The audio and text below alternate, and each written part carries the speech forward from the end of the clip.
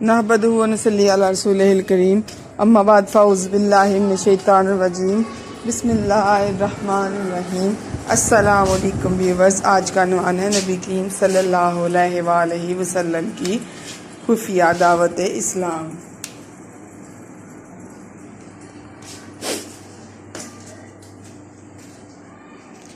غار حرا میں پہلی وحی کے نزول کے بعد آپ صلی اللہ علیہ وآلہ وسلم گھر تشریف لائے تو جلال الہی سے لبریز تھے۔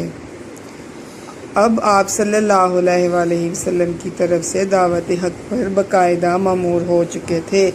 اس دعوت حق کو سب سے پہلے قبول کرنے والوں میں حضرت حتیجہ رضی اللہ عنہا، حضرت علی مرتضیٰ رضی اللہ عنہ، حضرت ابوبکر رضی اللہ عنہ اور حضرت زید رضی اللہ عنہ، یہ وہ افراد تھے جو آپ صلی اللہ علیہ وآلہ وسلم کی انفرادی اور مجلسی زندگی اور آپ صلی اللہ علیہ وآلہ وسلم کے کردار کے ظاہر اور باطن سے پوری طرح آگاہ تھے۔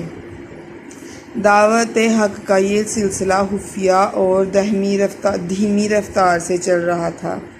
بڑی خاموشی، رازداری اور احتیاط سے یہ کام ہو رہا تھا۔ حضرت ابوبکر صدیق رضی اللہ عنہ کے حلقہ اثر میں جو لوگ تھے، ان میں حضرت عثمان، حضرت عبد الرحمن بن عوف، حضرت سعد بن ابی وقاص، حضرت طلحہ رضی اللہ عنہ ایمان لائے۔ ان کے علاوہ حضرت عمر، حضرت حباب، حضرت ارقم، حضرت سعید بن زید، حضرت عبداللہ بن مسعود، حضرت عثمان بن مظعون، حضرت عابدہ، حضرت صہیب الرومی رضی اللہ عنہ بھی اولین اسلام لانے والوں میں سے تھے۔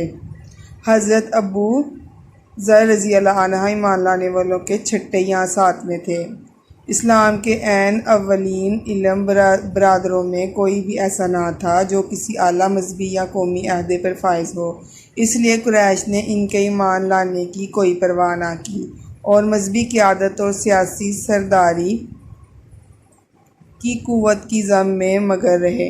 سچائی آہستہ آہستہ پروان چڑھتی رہی اور اس طرح 3 سال گزر گئے۔ اگر ہماری ویڈیو اچھی لگی ہو تو کمنٹس کر کے ضرور بتائیے۔